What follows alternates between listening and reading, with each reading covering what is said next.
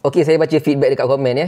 Dah beli steady sangat. Handphone tak boleh kepit tengah sebab ada button kena hujung sikit. Tripod yang lain dia tak tahan sengit sebelah sebab berat. Tapi yang ni dia kepit kuat, lepas tu tak sengit pun. Okey, saya rasa tuan empunya komen ni dia gunakan iPhone 16 Pro yang mana dia ada button kat sini. So dia kena kepit dekat belah hujung. Ni grip holder dia, kita kepitkan memang kena dekat hujung-hujung. Sebab kalau kita ketengahkan sikit, dia akan kena dekat button ni. Tapi jangan risau walaupun kepit hujung, tapi dia memang steady sangat bila kita buat macam ni, dia tak bengkok-bengkok pun. Sebab dia kepit kuat. So tak ada masalah, dia akan terjatuh sengit-sengit ke. Dan ini boleh pusing 360 darjah. Jadikan dia sebagai grip holder masa kita tengah record video.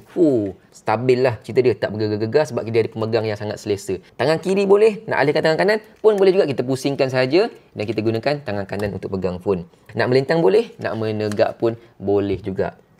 Dapatkan segera TNW T26. Boleh jadi grip holder, boleh jadi stand holder, boleh jadi selfie stick juga sebab dia boleh panjang sehingga 36 cm. Mantap. Serius.